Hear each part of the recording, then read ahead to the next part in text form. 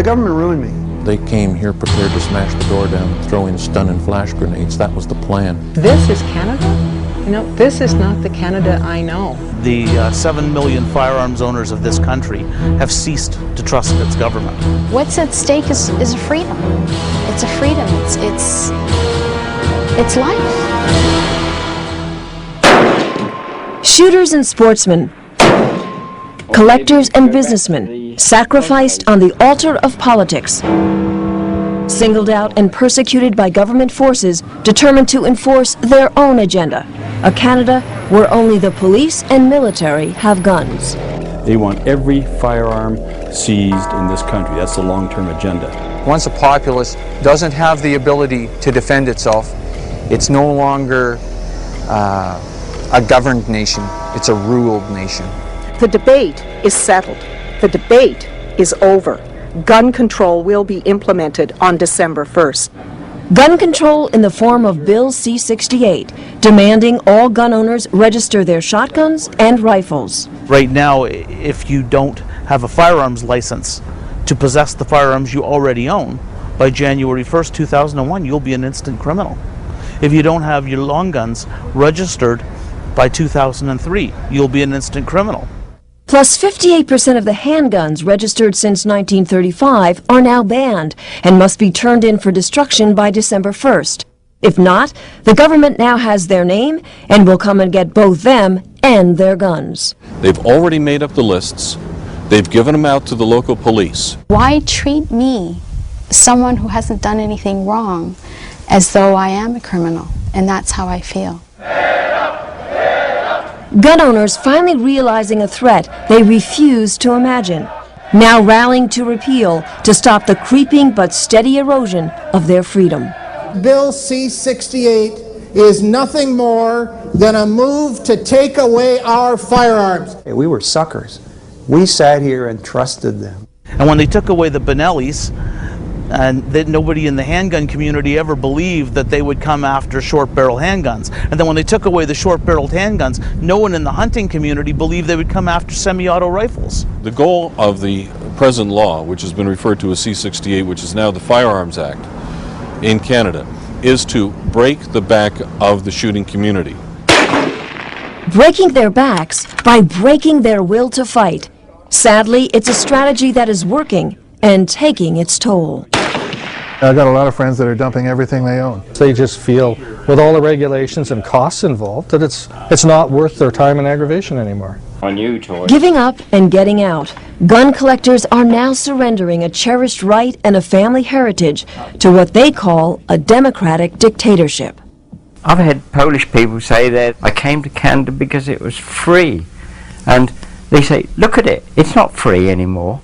We got a government that's climbing all over us. Are they going to walk up to the door tomorrow and say, hey, we're here to take this, this, and this, hand them over? And that just really tears me up. Now there's a shooter. But gun collectors are not alone in their anger. Gun shop owners like John Perocchio are being forced to give up their livelihood, driven out by Bill C-68. We are now at somewhere in the neighborhood of 875 or so dealerships from 6,000. You're looking at a $6 billion industry that has been annihilated by ignorant politicians and absolutely pathetic firearms legislation that is no benefit to anybody.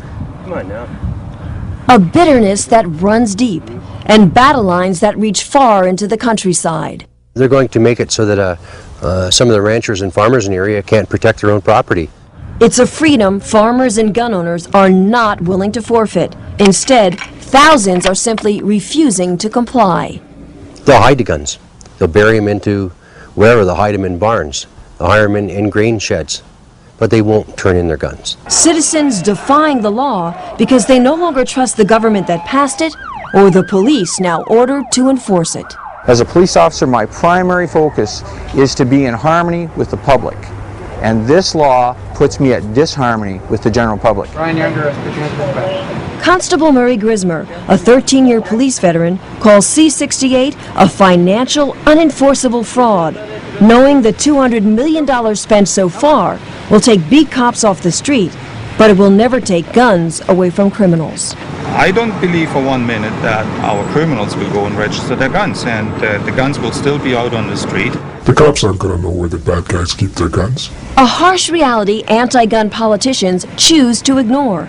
But an ex-con and government informant we talk with knows C-68 won't stop criminals who work the streets. It's an opportunity crime, and they're going to continue doing it. And the carjackings are going to increase here. They already have.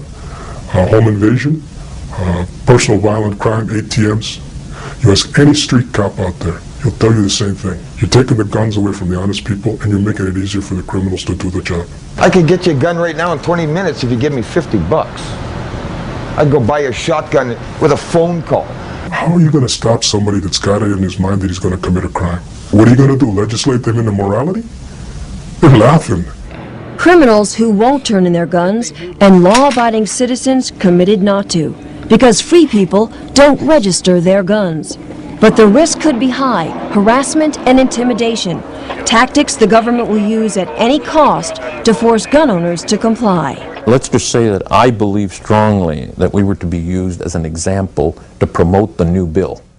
A police invasion that could have turned deadly. SWAT teams armed with machine guns raided John St. Amour's mail-order firearms business, and he has photos that can only begin to tell the story. You've got a helicopter buzzing the property, you've got police officers, customs people, upstairs, downstairs, trashing my house, all over the property. And we said, tell us what you want.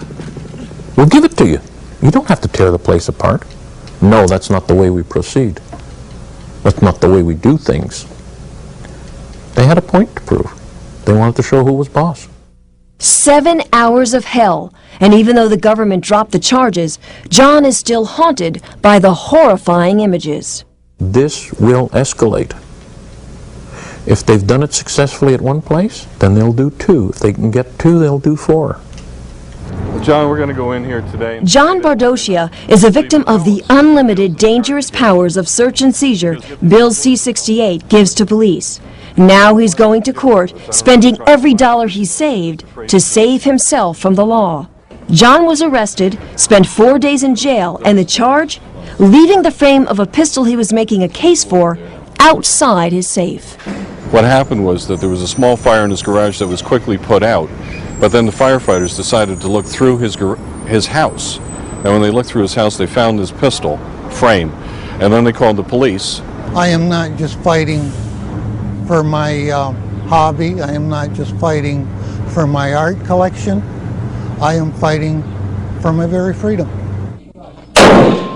Ordinary, honest citizens who have come to fear the government and a law that no longer trusts them. Border crossings that have become a checkpoint for harassment.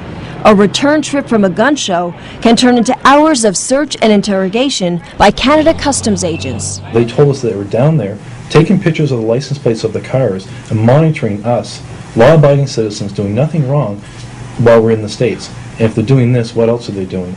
They're training with BATF agents, and that's how they're learning how to enforce the Canadian law. A universal registration scheme that is cohesive. And Canadian gun owners believe they stand as living proof that registration is not the end. It's just the beginning of the end. The federal government of Canada has proven. They've proven beyond any shadow of a doubt that confiscation is the agenda. Little by little, they're going to take all of our rights away from us, confiscate all of our guns, and we're going to be left with nothing. We believe that when they know where every one of our guns are, then they'll come and take every one of our guns. Canadian gun owners who know the stage has been set. Their rights hang in the balance. A warning to Americans that the border separating them from us is just an imaginary line. Believe what's going to happen. It's coming. We've got the test waters here in Canada to prove it, and you're next on the list. If you give it an inch, you're going to lose the whole damn yard. Beware, because if it's happening here, it could happen down there, and it's pretty scary. Get off your ass and take part. Join the NRA. That's the best chance you have. If you view this problem as strictly a Canadian problem, you have your head in the sand. You have got to get behind your organizations that are defending your freedom. Without NRA, you would be sunk already.